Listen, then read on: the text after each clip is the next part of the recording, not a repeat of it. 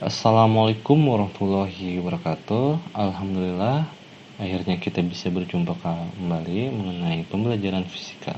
Minggu lalu kita telah membahas mengenai gerak parabola. Sekarang kita akan membahas gerak melingkar.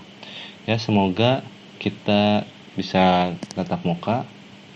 Dan untuk anak-anak, jangan putus asa ya, semasa pandemi ini terus semangat belajar, jangan lupa. Oke, kita masuk dalam pembahasan.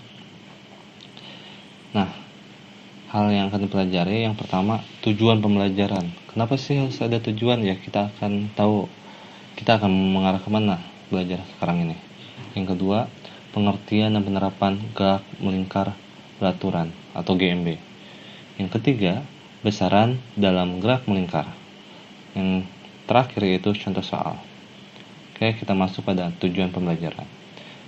Di sini tujuan pembelajarannya ketika telah terlaksananya pembelajaran, diharapkan peserta didik dapat memahami mengenai frekuensi, periode, sudut, tempuh, kecepatan linear, kecepatan sudut, percepatan sentripetal, dan memahami penerapan gerak melingkar dalam kehidupan sehari-hari.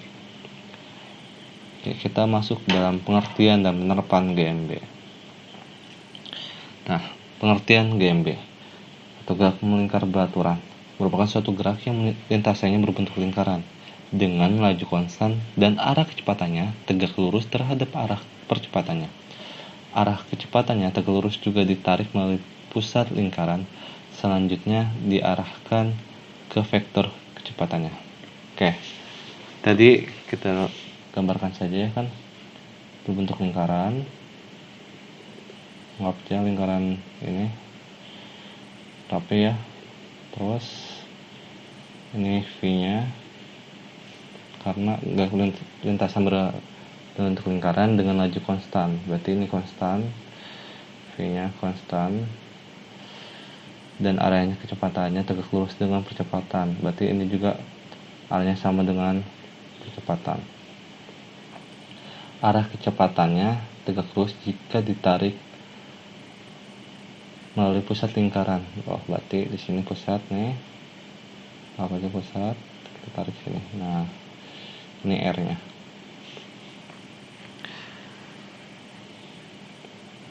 Dan di sini ada omega atau gerak melingkarnya.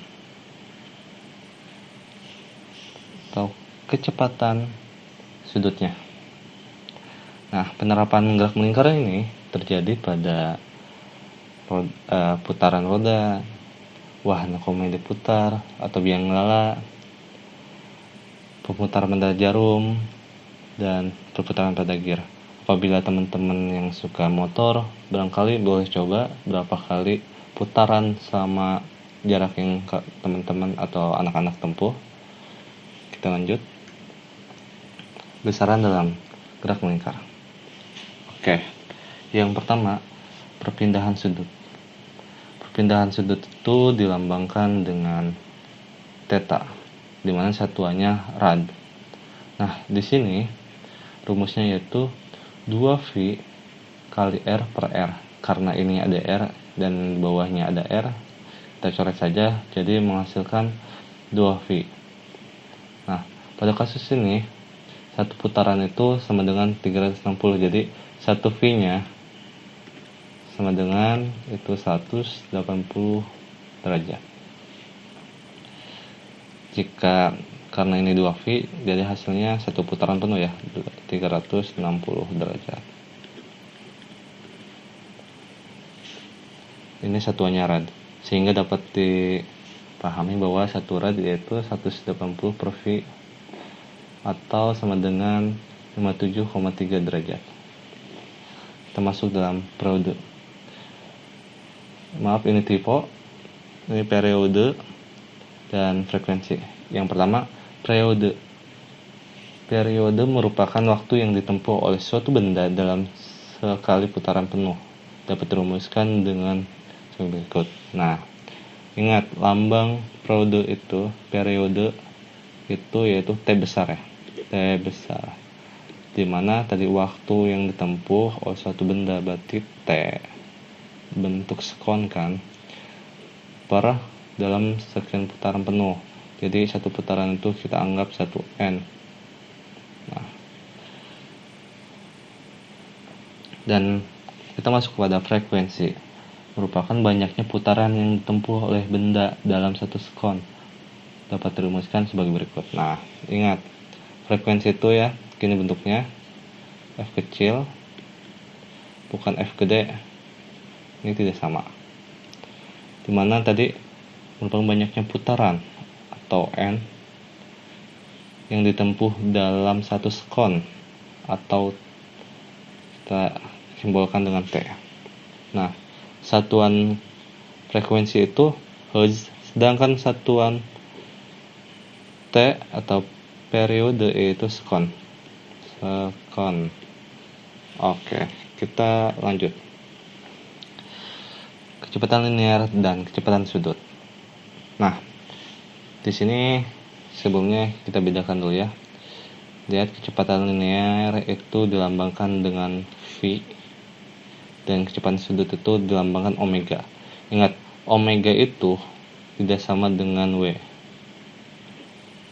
Kalau omega itu ujungnya agak mau bersatu gitu, kayak gambar love tapi tidak tersambung. Oke, masuk dalam pembahasan lagi. Kecepatan linear, yang mana rumusnya itu V sama dengan delta S per delta T. Ini S itu melambangkan jarak, T itu melambangkan waktu. Atau karena di sini posisi jarak atau lintasannya itu lingkaran, maka diraih satu lingkaran penuh itu 2V kali R. R-nya itu jaraknya. Per T. T ini periode, sehingga kita bisa nulis juga dengan V sama dengan 2Pi R frekuensi. Kenapa ini jadi frekuensi? Karena kan ini kalau dituliskan 2V R per T. Ingat, rumus frekuensi itu V sama dengan 1 per T. Nah, karena 1 per T ini bisa dipisahkan jadi 2V R kali 1 per T. 1 per T itu frekuensi. Jadi kita balik lagi masuk ke dalam sini.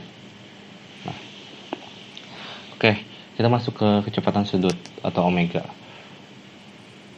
Kecepatan sudut sama dengan satu lingkaran penuh dibagi periodenya, yaitu 2V per T, atau 2V kali frekuensi.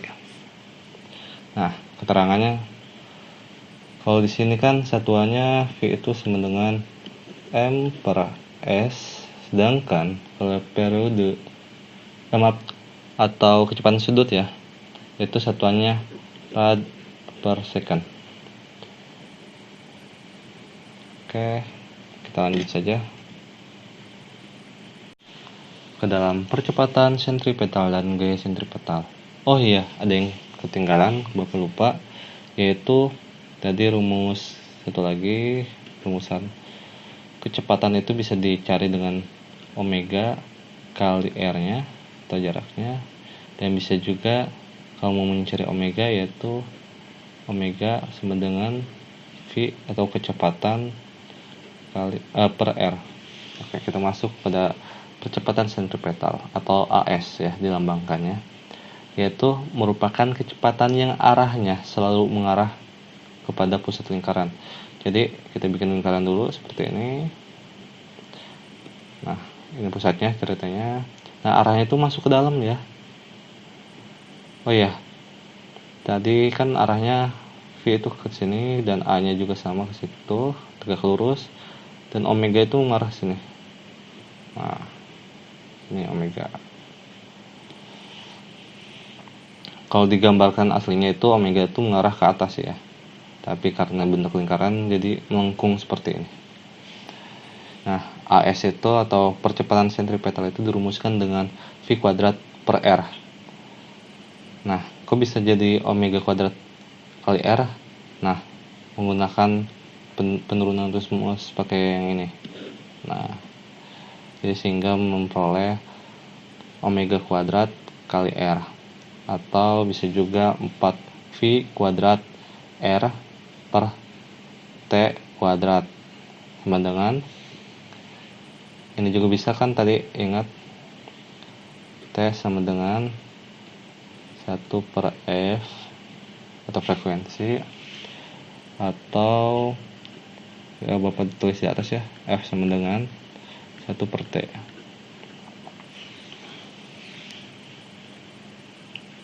Jadi diperoleh 4V kuadrat R F kuadrat.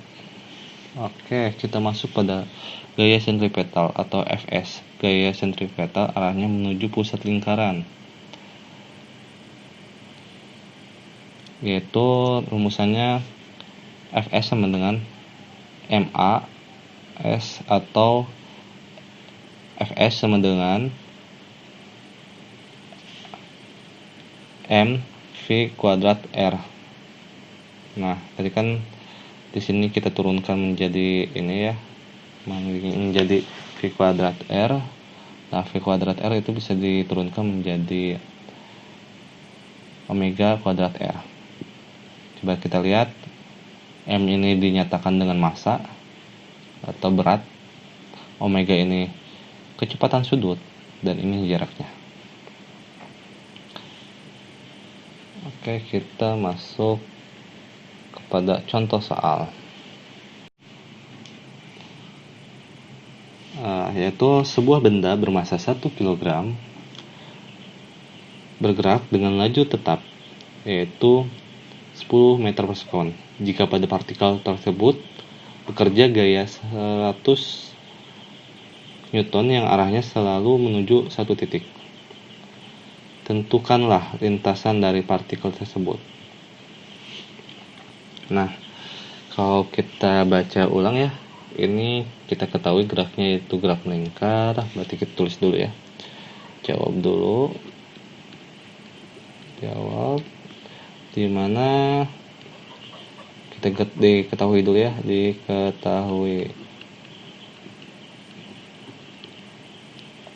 dengan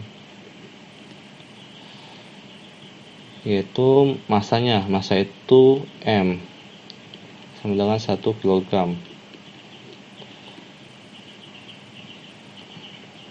Jadi itu V-nya atau kelajuannya yaitu 10 meter per sekon.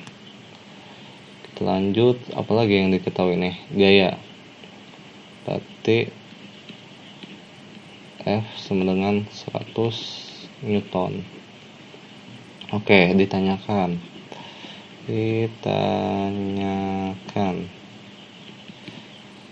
yaitu tentukanlah lintasan dari partikel tersebut, berarti R.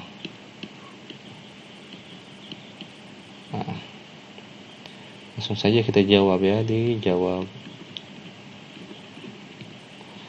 Nah, yaitu, di sini kan kita ketahui ada gaya F besar ya. Kalau F kecil itu frekuensi, gaya,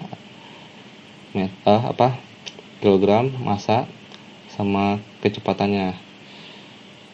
Karena sebelum kita mencari R, lebih baiknya kita mengetahui percepatan sentripetalnya, yaitu bisa kita cari dengan rumus. Ini bisa jadi gaya sentripetal ya, karena gerak melingkar. Jadi sigma Fs sama dengan M kali S. Nah, jumlah seluruh gaya yang terjadi sama dengan massa kali percepatan sentripetalnya. Atau kita peroleh yaitu AS sama dengan meter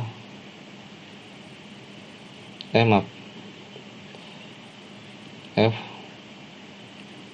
per M. Nah, di sini dari F-nya berapa tadi gaya sentripetalnya? Sama dengan 100 Newton per ini 1 kg, 1 kg. Nah, sama dengan 100 bagi 1, kita ambil 100. meter per second kuadrat. Oke, kita lanjut. Yang ditanyakan apa tadi? R ya.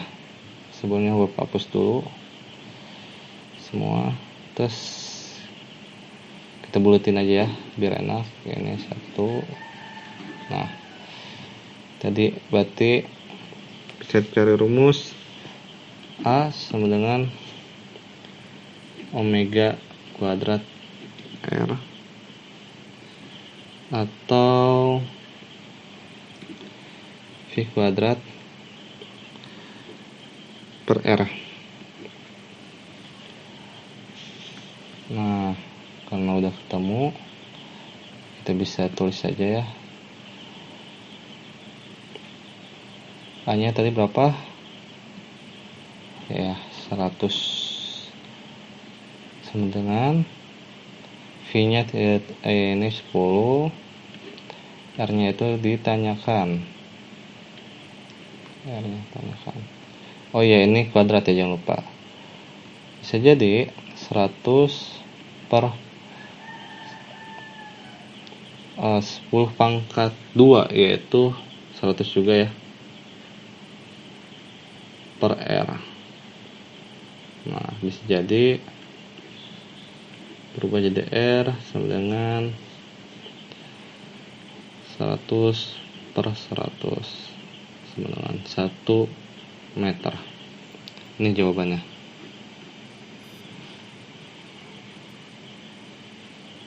Atau misalnya masih bingung ya, yang ini yang meternya itu gini ya, jadi ini A nya S, ini V nya. Nah, sama dengan hasilnya ini. Oke,